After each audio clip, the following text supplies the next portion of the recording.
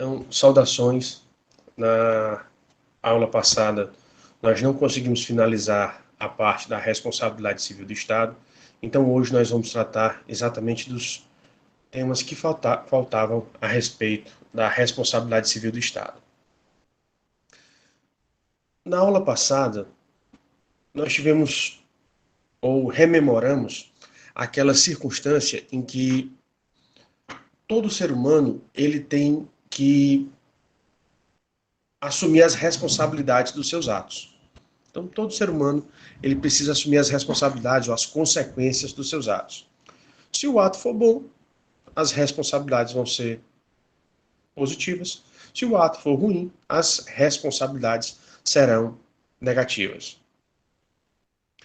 Ou seja, você vai receber consequências que você não gostaria. Mas tudo está dentro de um grau de justiça colocado pela própria comunidade. Ou seja, é a própria comunidade que vai dizer a aplicação da justiça ao caso concreto, de cada uma das situações que forem verificadas. Dentro dessa perspectiva, nós percebemos desculpe, que aquilo que as pessoas geralmente mais prestam atenção são as responsabilidades penais, ou seja, aquelas responsabilidades que geralmente envolvem a prisão. Mas a gente tem que lembrar, nós falamos na aula passada e vamos reforçar, que as responsabilidades são a civil, envolvendo reparação financeira, a responsabilidade penal, que na responsabilidade penal coloca-se alguma mitigação de direitos, sendo que a mitigação maior é realmente do direito de liberdade, por isso que você tem as penas de prisão, as penas de detenção, reclusão e assim por diante, mas elas não são as únicas, né? Porque são várias penas de restrição de direitos. Nós temos a responsabilidade administrativa, onde a pessoa pode perder o cargo que possui ou pode perder uma aposentadoria, se já é aposentado, se tem uma aposentadoria pública, e também tem a responsabilidade política, de ter os seus direitos políticos perdidos ou suspensos. Então, tem todas essas responsabilidades. Mas o Estado, como ele é pessoa jurídica, a responsabilidade que foi imaginada para ele foi exatamente a responsabilidade civil. Por quê? Até mesmo porque alguém pratica o ato em nome do Estado. Então, esse alguém pode sofrer as outras responsabilidades. A responsabilidade penal, a responsabilidade administrativa, a responsabilidade política. Mas o Estado, efetivamente, vai sofrer a chamada responsabilidade civil, que é a questão financeira. Vimos a evolução dessa responsabilidade civil, onde ela inicia, onde o Estado, como ele dominava, inicia primeiro tendo a compreensão que os governantes eles eram irresponsáveis, e o Estado também ele era irresponsável, porque misturava-se muito a figura do Estado com a figura do governante. Posteriormente, essa visão evolui e passa-se a aplicar ao Estado a mesma responsabilidade que era aplicada aos particulares, ou seja, ao povo em geral, e aí surge a responsabilidade subjetiva, mas o problema é que essa responsabilidade subjetiva, para ser avaliada, ela demora muito nas verificações judiciais, nos processos judiciais.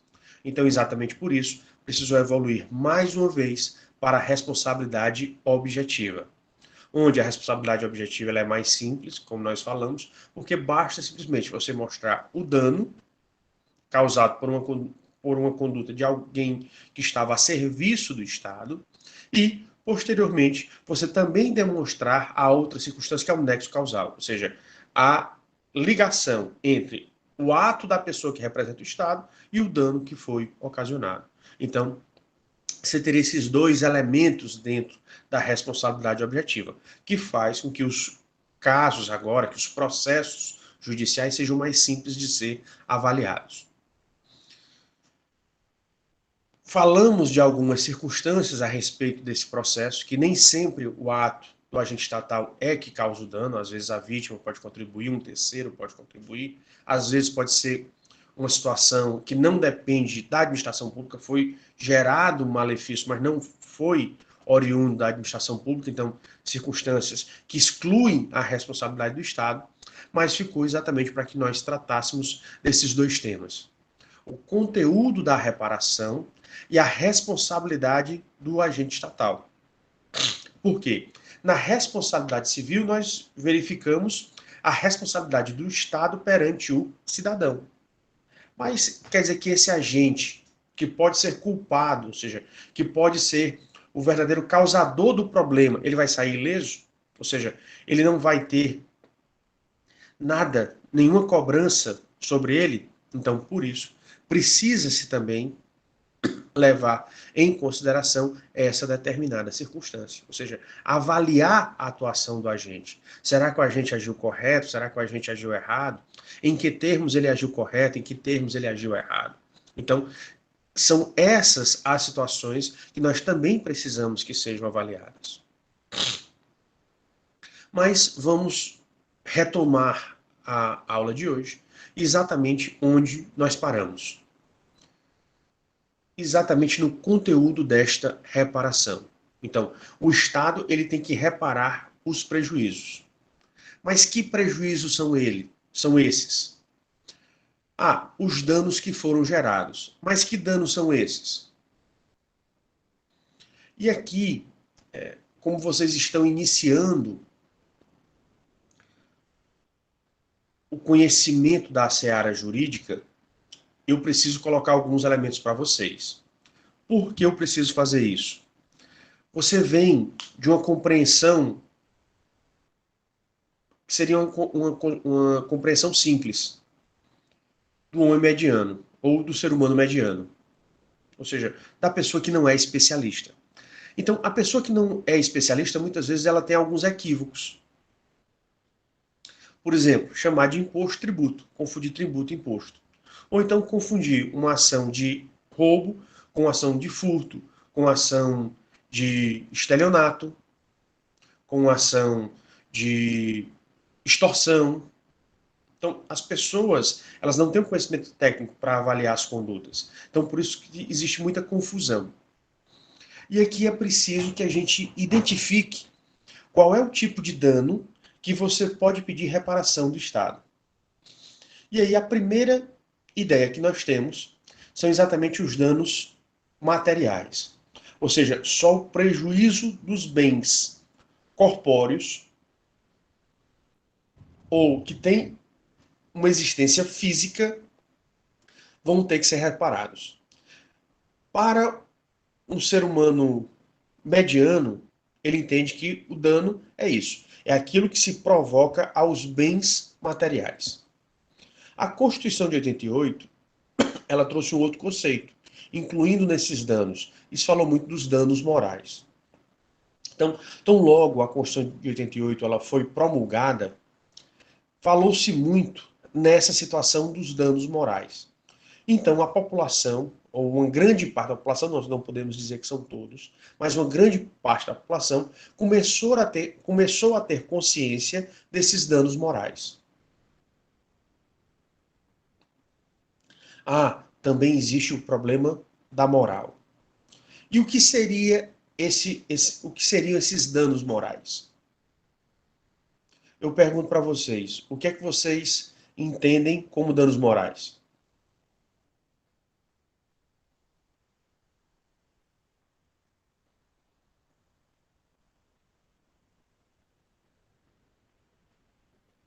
Difamar outra pessoa, algo assim, que coisas que afetem tanto a saúde física como a mental, né? Porque tem gente que acaba ficando muito debilitado por xingamentos, essas coisas assim, né? Ofensas. Não sei se adentra. Muito bem, Holanda, agradeço pela sua participação. O que que acontece? As pessoas, pela atuação dela, pelos atos dela, vai sendo conhecida na sua comunidade. Por exemplo, você fala o nome, ah, fulano de tal está vindo aqui. Uma pessoa que já tem uma uma compreensão errada por atos passados dessa pessoa, pode responder, vixe! Ou seja, ele não gostou da presença dessa pessoa. Então você vai fazer uma festa e uma pessoa se convida ou faz com que apareça na festa. Muitas pessoas podem não gostar dessa determinada pessoa. Por quê? Pelos seus atos passados. Por exemplo, na sua cidade, você pode ter um ex-gestor que pode ter sido condenado, que pode ter suas contas aprovadas pelo Tribunal de Contas, contas aprovadas na Câmara Municipal, pode ter sido condenado em processos. E aí o que é que acontece? A partir do momento que a pessoa é condenada em processo, ou condenada pelos tribunais pela desaprovação, ele não consegue anular essa condenação, a pessoa pode chamar ele de criminoso, de mau gestor? Pode, porque existe uma condenação. Porque eu posso provar. Por quê? Porque já teve um órgão colegiado que disse, ó, você trabalhou errado. Então, de todas as pessoas, existe uma imagem que fica no coletivo.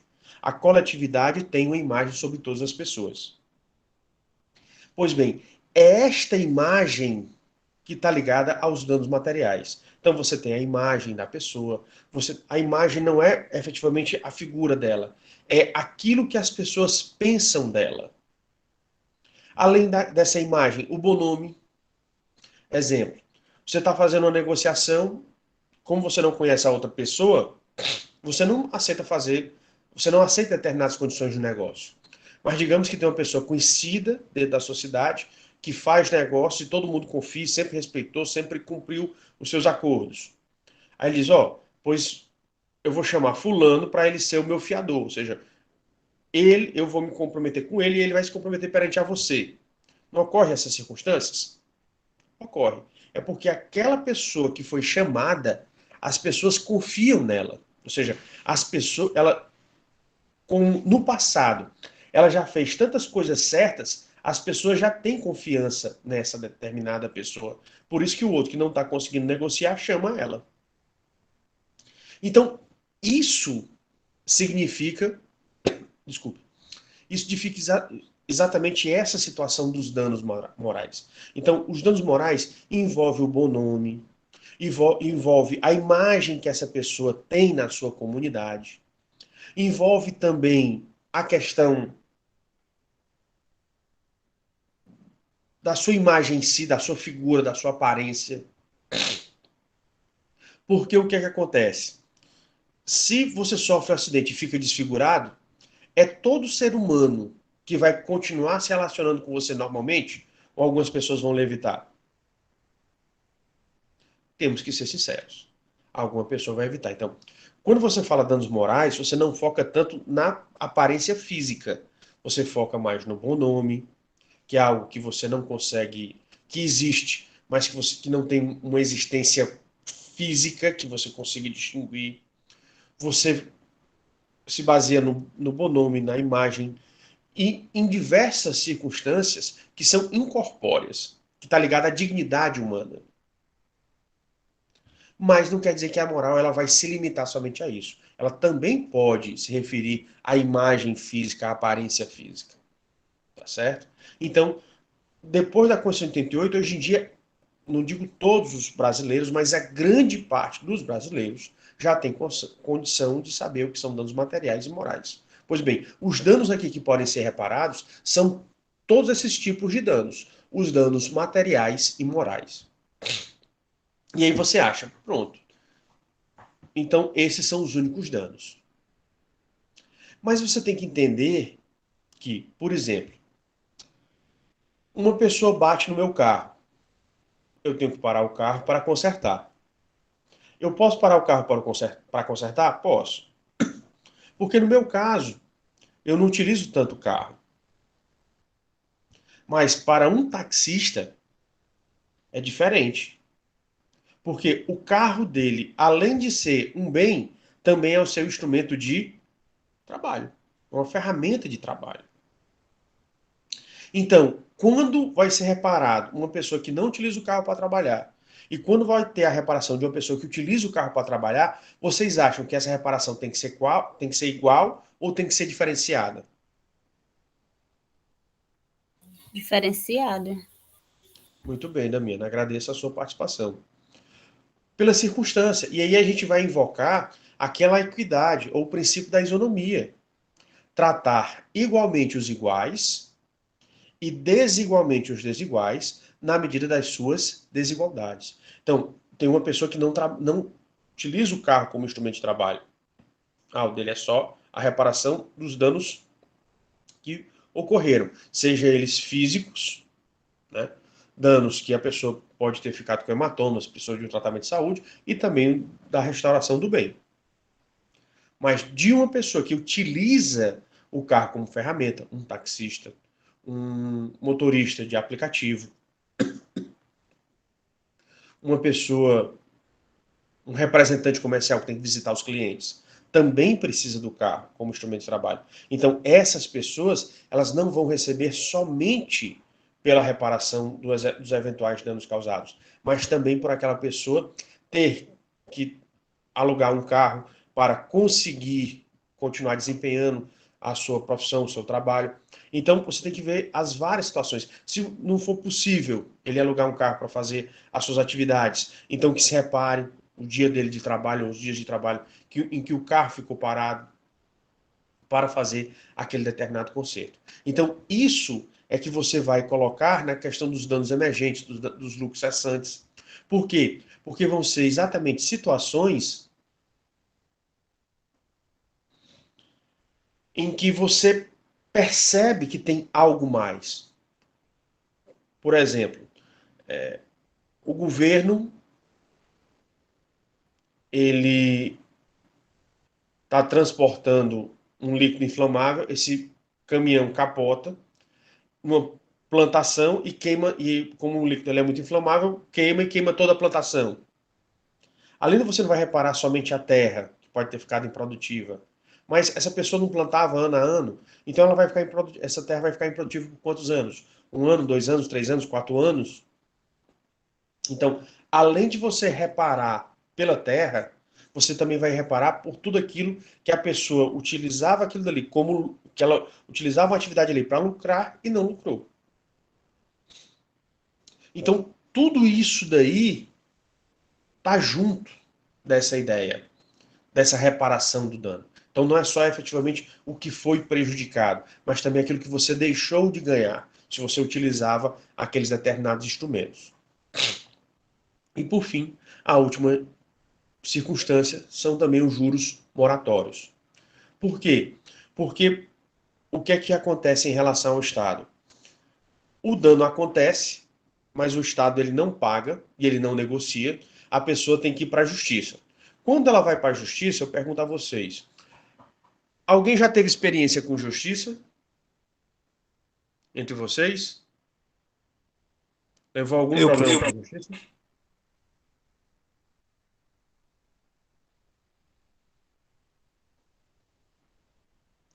Ninguém? Teve algum familiar ou algum amigo que você viu que ele entrou com algum processo na justiça?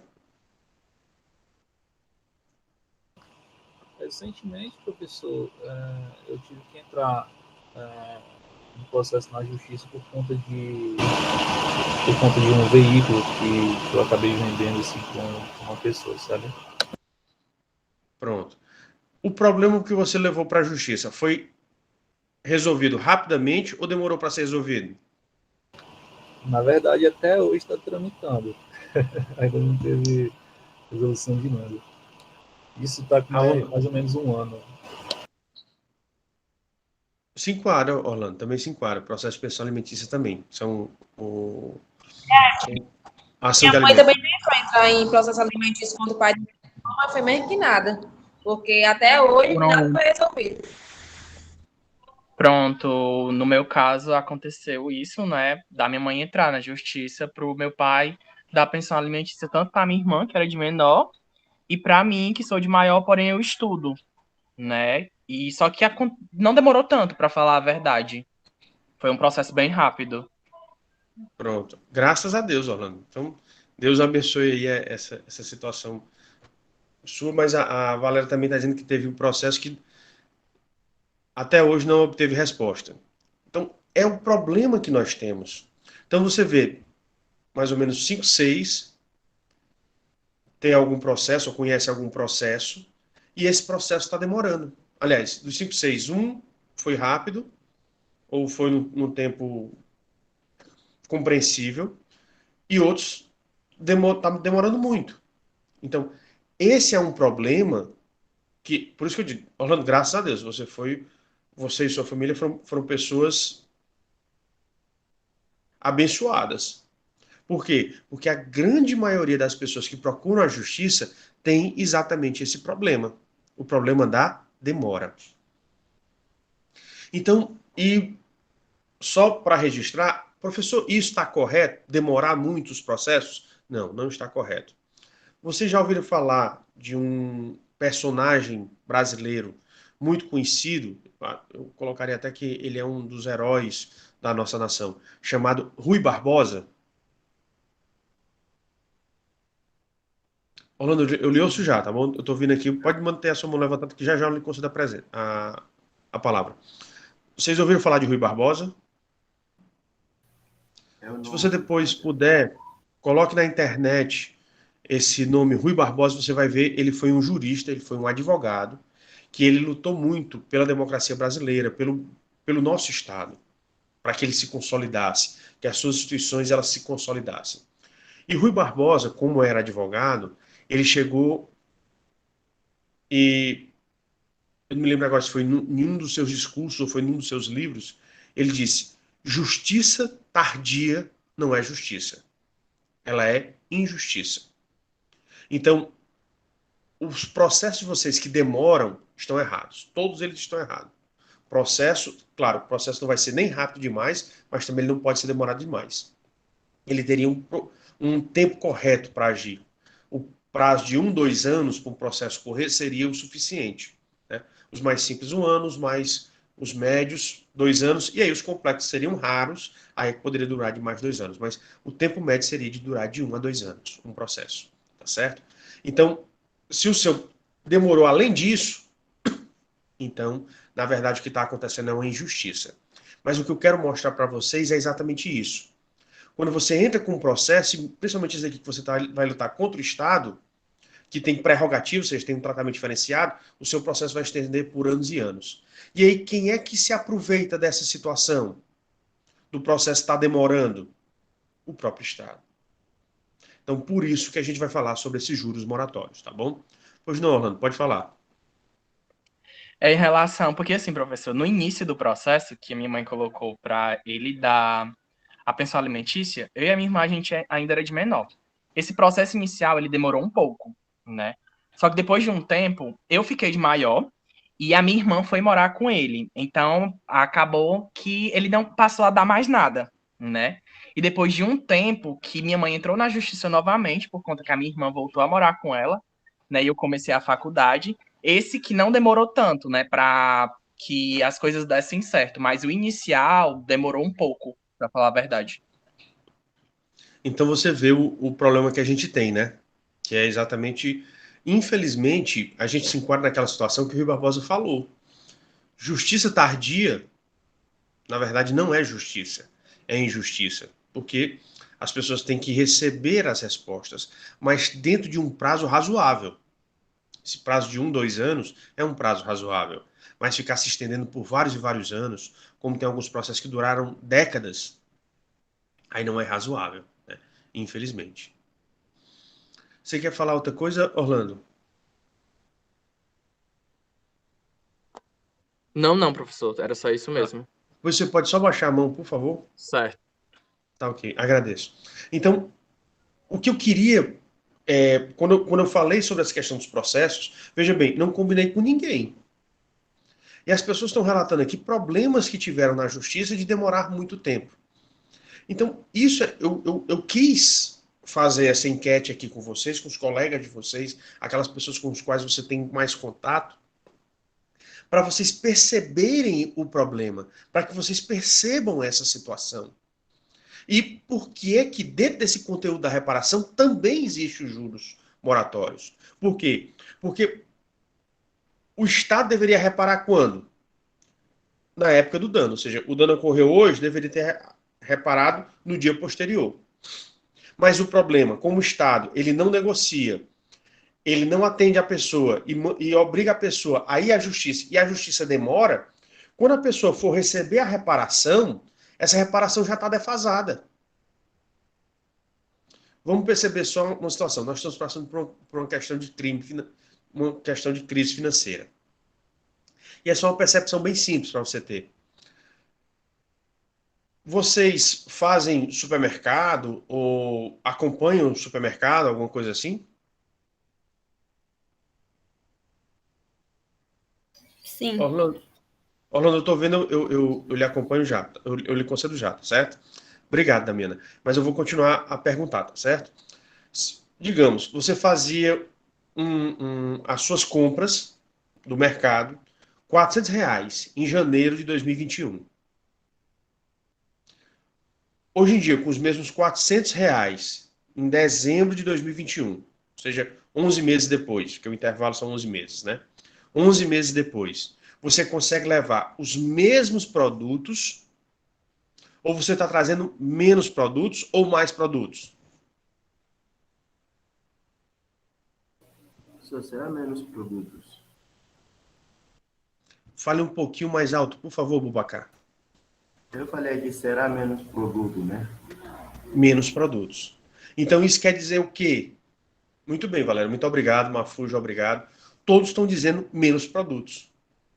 Mas por quê? Porque os produtos encareceram. Mas para o produto encarecer, a gente está vivendo o quê? Um período, exatamente, Mafujo, um período de inflação. Então, é para você perceber, se o seu dano, digamos, aconteceu um dano com um indivíduo Epaminondas, em novembro de 2000, não, vou colocar em novembro de 2017. E aí o juiz deu a reparação agora em junho de 2020. E está saindo o pagamento agora em dezembro de 2021. Professor, demora tanto tempo? Demora. E está saindo a reparação. Mas veja que foi em novembro de 2017. Está saindo em dezembro de 2021. São 4 anos. Vocês acham que nesses 4 anos aí, o valor da moeda se manteve? Ela aumentou ou diminuiu?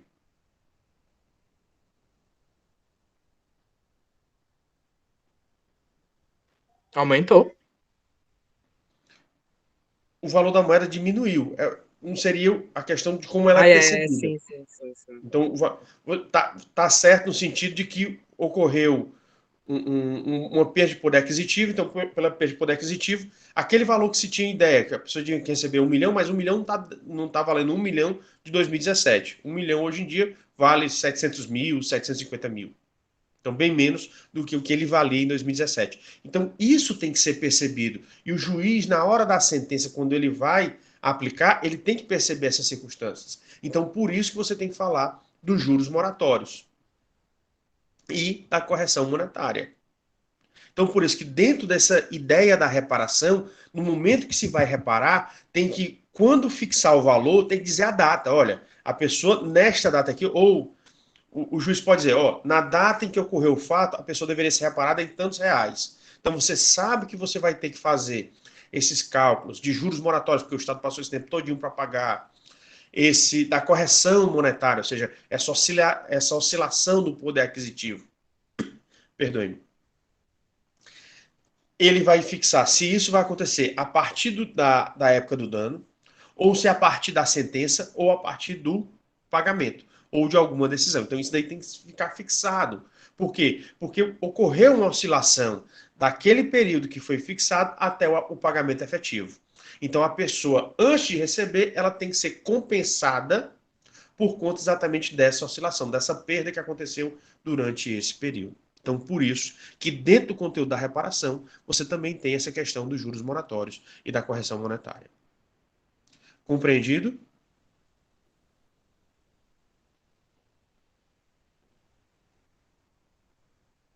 Então, Orlando, pode falar. Você levantou a mão de novo, pode falar.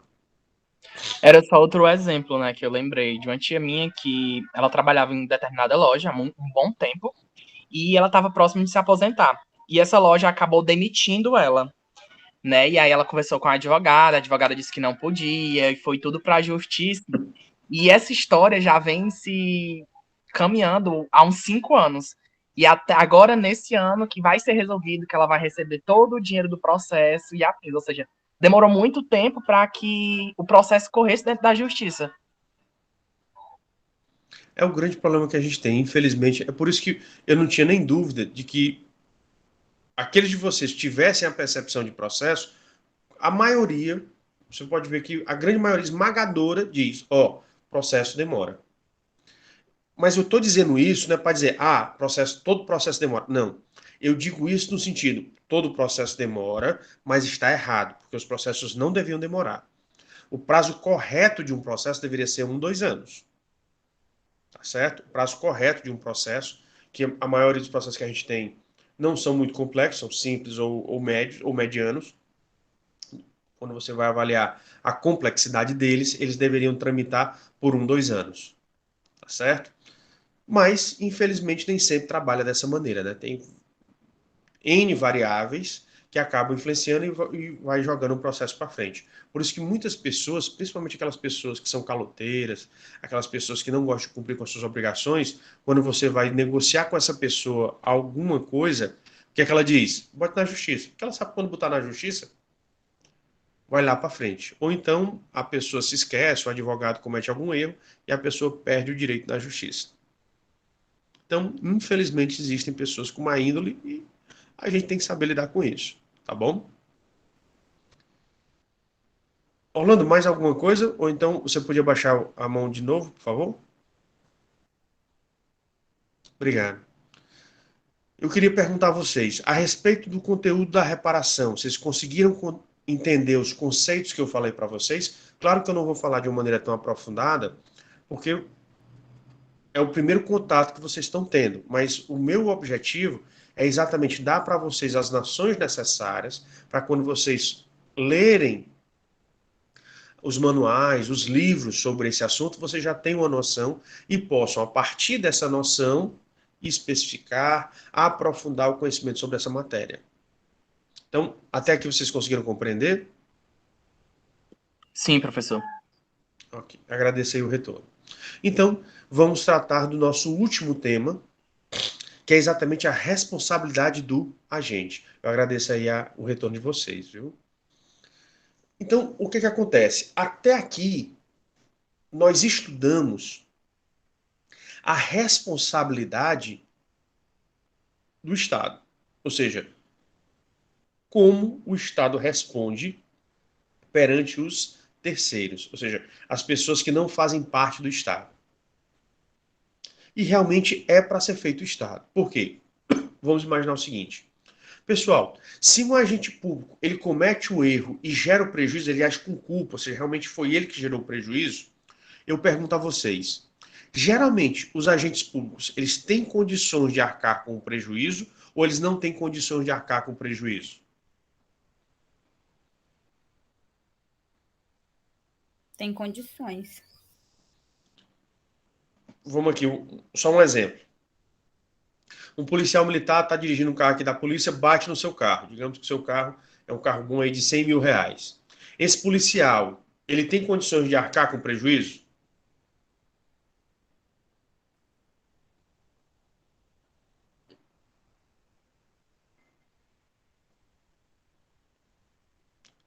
O policial sozinho ele não tem condição de arcar ali de uma vez com o seu prejuízo, não é verdade? Um motorista de uma prefeitura, ou de uma câmara, ou do governo federal, também não. Por quê? Porque os rendimentos deles, ou seja, sejam salários, se eles forem terceirizados, ou sejam as suas remunerações, ou seus soldos, né, no caso de policiais, não é tão elevado. E ele pode, através de seu ato, gerar prejuízos gigantescos. Então, por isso que se convencionou, ou deixou a possibilidade de, ao invés de você processar o agente, você processa o Estado. Agora, vocês sabem por que se processa o Estado, pessoal?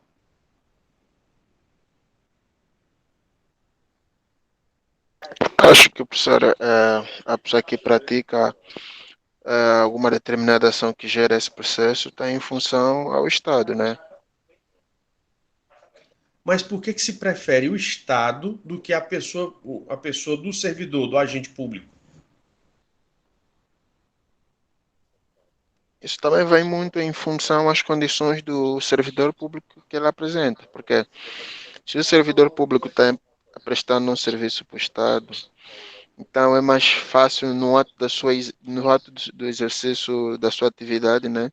Se ele cometer algum erro, alguma coisa assim, se processa o Estado, porque também o Estado tem condições financeiras para poder arcar com o prejuízo que advém da ação desse agente do Estado, não, do agente público, no caso. Muito bem, Rosário. Você conseguiu detectar exatamente a finalidade de ter se colocado que a responsabilidade civil é do Estado, ou seja, cobra-se do Estado e não do agente. É o fato de que o Estado ela é a única instituição dentro de um Estado, dentro de um país, que não quebra. O Estado ele é o único que não quebra. E eu volto a perguntar, por que o Estado não quebra? Por que o Estado sempre vai ter condição financeira?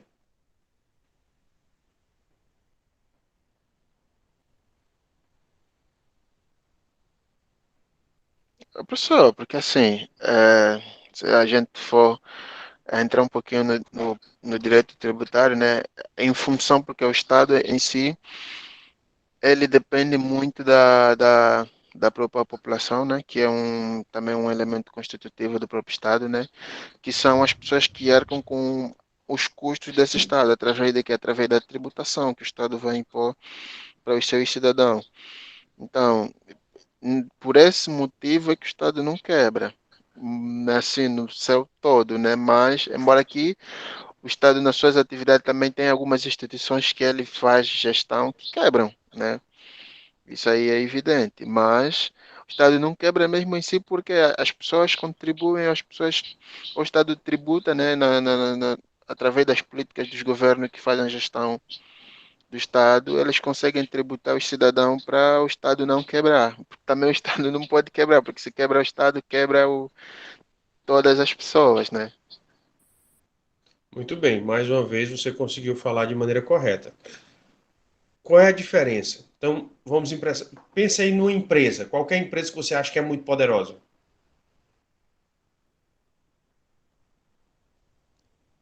Podemos pensar, por exemplo, professor, Microsoft, né? Pode ser. Pronto, a Microsoft. Mas a Microsoft, ela tem tanto poder quanto no passado? No passado, ela tinha hegemonia sobre os computadores e sobre os componentes de computadores, e software e tudo mais. Hoje em dia, não tem mais. E se descobrisse alguma coisa da Microsoft que fizesse com que as pessoas tivessem ojeriza? Então, o produto deles podia ser bom, mas tem outros tão bons quanto. E aí eu prefiro comprar o outro do que o da Microsoft. Por quê? Porque a Microsoft ela fez alguma coisa, ou seus dirigentes, ou uma política da empresa, e eu não quero mais saber dela. Essa empresa quebra? Quebra. Com Porque se certeza, professor. o consumidor, ele é convencido a comprar, ele não é obrigado a comprar. Por que você acha que o Facebook ele mudou? Vocês estão vendo que o Facebook ele está mudando de nome, né? Agora ele é Meta. Por que ele está mudando de nome, pessoal? Professor, para inovar, né? Acho.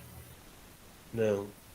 Se vocês verificarem, existem várias denúncias do Facebook de práticas irregulares que eles cometem.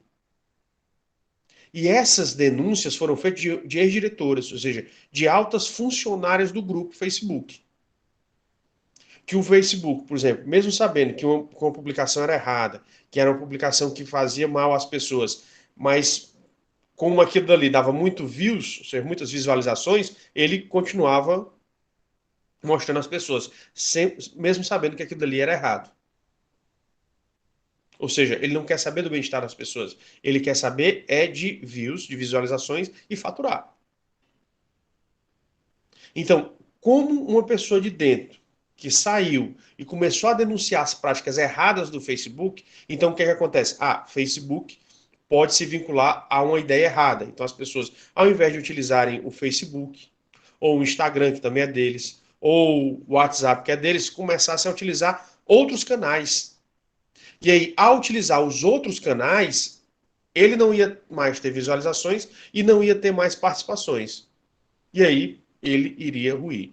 Mas o que eu quero mostrar para vocês é exatamente isso. Qualquer empresa, ela pode quebrar. Mas essa empresa ela é gigantesca. Ela tem muito dinheiro. Qualquer empresa pode quebrar. Por quê? Porque se aparecer alguma coisa contra ela que faça com que os consumidores não comprem mais os seus produtos, elas quebram. É diferente do Estado. O Estado não quebra. Por quê? Porque o contribuinte, o cidadão, ele é convencido a contribuir ou ele é obrigado a contribuir?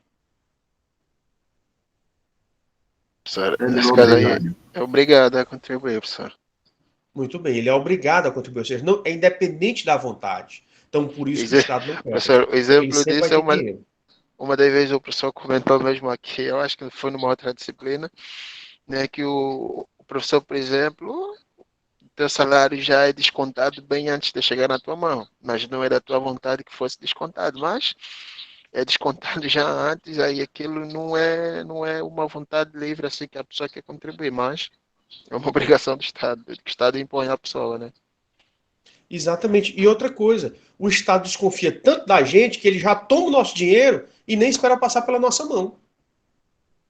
Se você verificar a política de imposto de renda, você passa o ano todinho ganhando seu dinheiro. Quando for no ano posterior, por exemplo, do ano todinho que foi ganho em 2021, somente até abril de 2022 você tem que apresentar a sua declaração de imposto de renda e é que você deveria fazer o pagamento. Mas o Estado ele já ganhou tudo em 2021.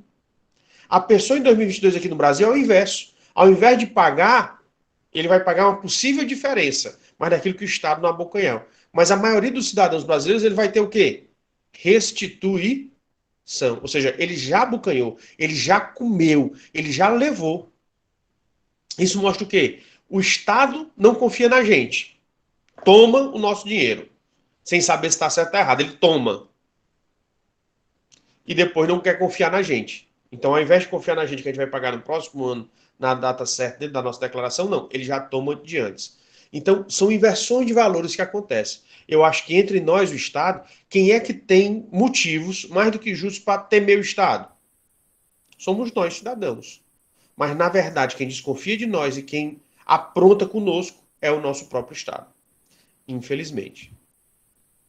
Rosário, pode falar. Sim, professor, só durante a entrevista do professor, né, esse caso da responsabilidade mesmo dos agentes estatal, é algo também que eu gostaria de perguntar em relação, por exemplo, a algumas empresas, por exemplo, as empresas que comercializam cigarro, né? Elas colocam, por exemplo, na embalagem que fumar prejudica e tudo isso. E depois aí eles, ao invés, colocam observações que qualquer dano que advir dessa atividade ou desse exercício, né, que é fumar, não é da responsabilidade deles, né? E um caso recorrente, a gente está assistindo aí alguns debates, por exemplo, nas televisões, né?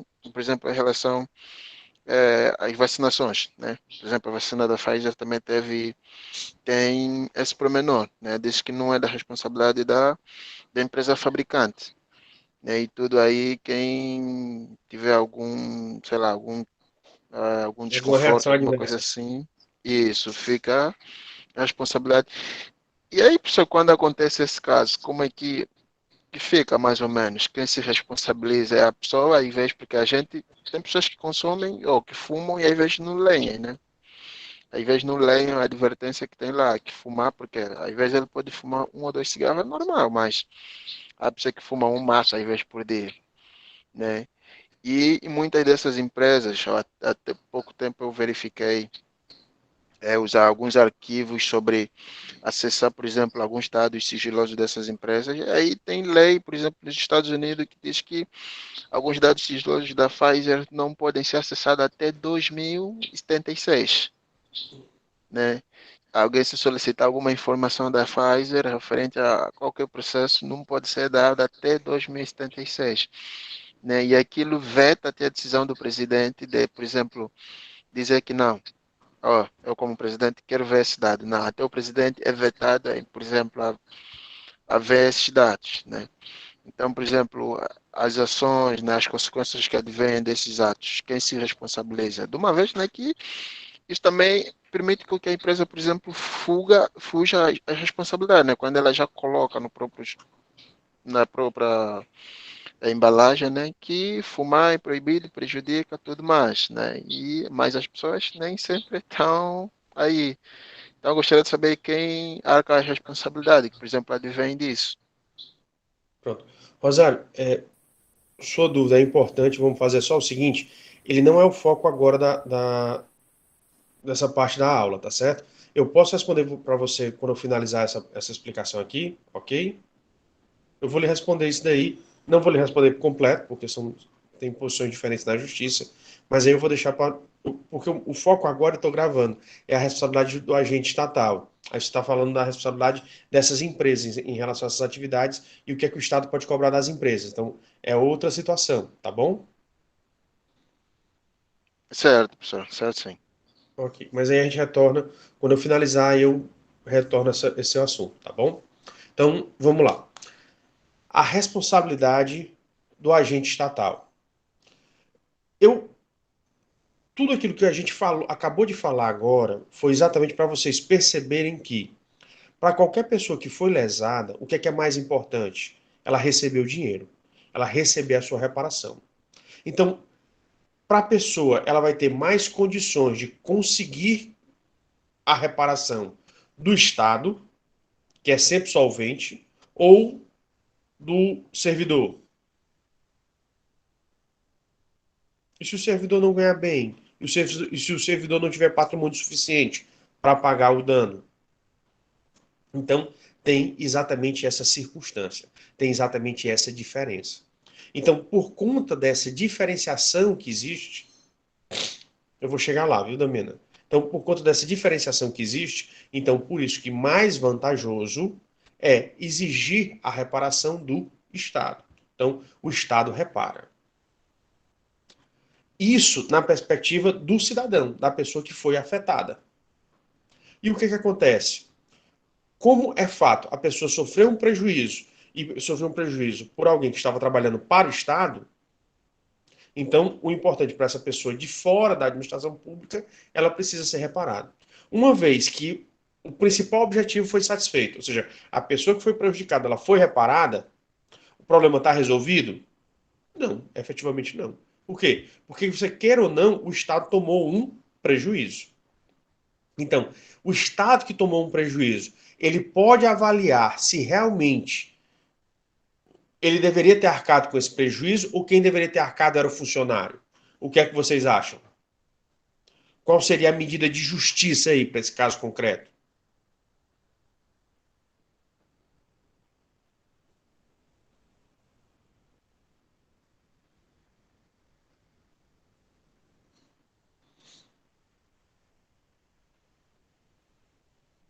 Hein, pessoal?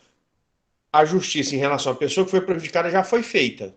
Mas em relação ao Estado em si, a justiça foi feita? Não. Porque não se avaliou se realmente a pessoa não teve culpa no prejuízo que ocasionou ou se ela teve culpa. Então vocês acham que a verificação do Estado em relação à conduta do agente, ela seria uma medida justa ou injusta?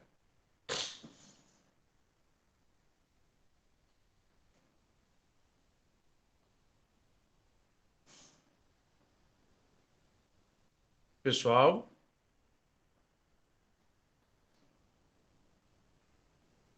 Seria uma medida de justiça. Obrigado, Mafuji. Seria uma medida de justiça. Por quê? A justiça foi feita, a pessoa que foi prejudicada já foi reparada. Justo. Mas cabe ao Estado, todas as vezes, assumir a culpa sozinho e pegar o prejuízo sozinho? Não. Porque o prejuízo que o Estado arca, quem está arcando? São todos. Então, por isso que o Estado ele tem todo o direito de chamar o funcionário e verificar. Olha, a sua atuação foi correta ou foi errada? Então, o Estado ele tem direito de fazer essa verificação? Tem. Por exemplo, um acidente, um policial civil ou um policial militar numa perseguição se envolve num acidente. Você pode verificar se realmente o policial civil ou militar teve culpa nesse acidente, que danificou a viatura ou danificou outros carros ou outros bens de outras pessoas? Pode. E aí um laudo técnico vai dizer se aquele determinado agente público ele teve culpa ou não no acidente. Porque se ele teve culpa, ou seja, se ele agiu de maneira errada, ele tem que arcar. Ah, professor, mas ele não tem dinheiro para arcar. Digamos que o prejuízo foi 200 mil e ele só ganha 4 mil por mês. Ah, então pega-se um valor, 200 mil, ele só ganha 4 mil. Ah, R$ 1.000 por mês para ele ir pagando até ele conseguir pagar. Então, vê uma forma. Por quê? Porque quando você responsabiliza ele, uma próxima perseguição que ele tiver, ele não vai mais cometer o mesmo erro. Porque ele sabe que ele pode ser também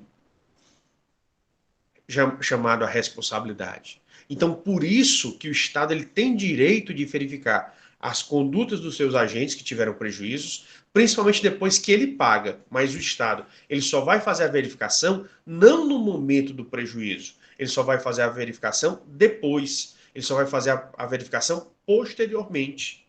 Ele não faz na hora do ato. Ele faz posteriormente. Quando ele paga, é que, uma vez que ele pagou, ele vai avaliar exatamente a conduta do seu agente, para saber se ele realmente agiu correto ou ele agiu de maneira equivocada, de alguma maneira errada.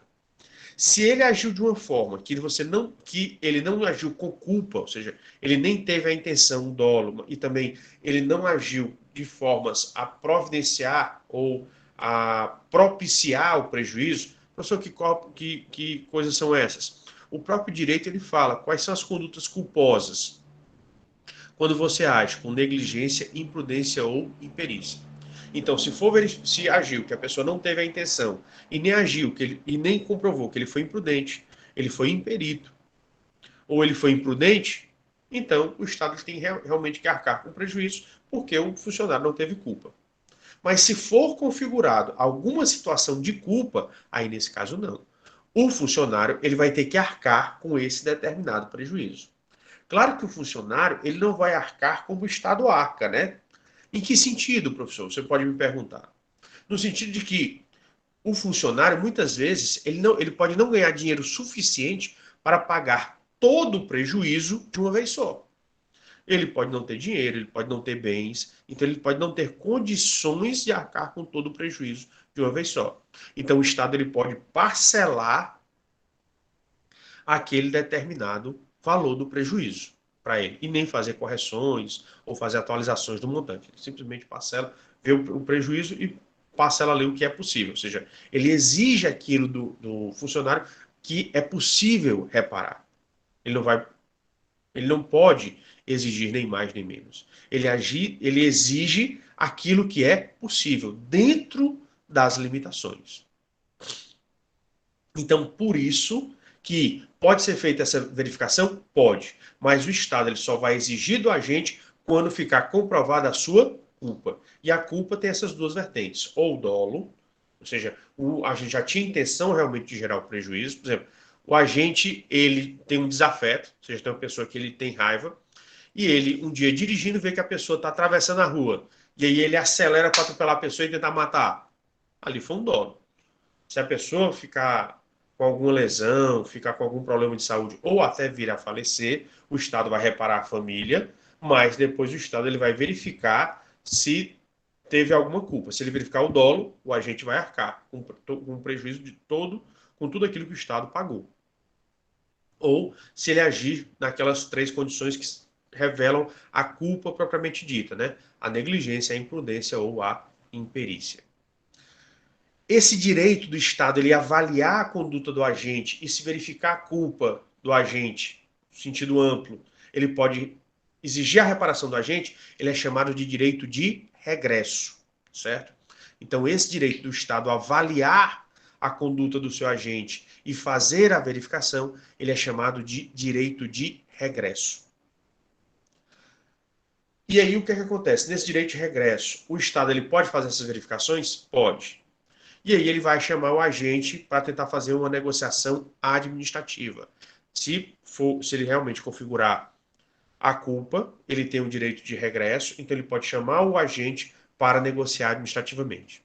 Eu pergunto a vocês, todo agente ele é obrigado a negociar administrativamente? Ele pode ser ameaçado de demissão se ele não quiser negociar?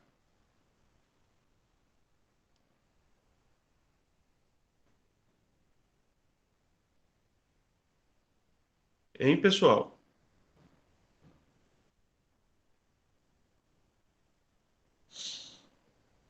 Então, o Estado, nesse caso, ele não pode ameaçar esse agente, ele não pode ameaçar esse agente de alguma infração disciplinar, não pode ameaçá-lo de demissão, nada disso. O agente, ele só faz esse acordo administrativo com o Estado se ele quiser.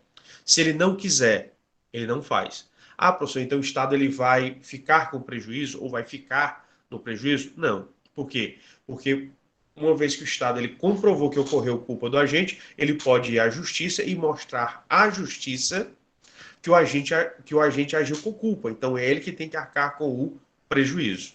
Então a justiça é que pode obrigar esse agente a arcar com o prejuízo mesmo que ele não queira. Aí esse processo que o Estado vai abrir na justiça para exigir o ressarcimento pelo prejuízo daquele que já foi pago pelo Estado por essa responsabilidade civil, ele é chamado de ação regressiva. Por que é chamada de ação regressiva? Porque ela está baseada no direito de regresso do Estado. Então, como é o direito de regresso, o Estado tem direito, se não negociar administrativamente, de entrar com um processo chamado de ação regressiva. Entendido?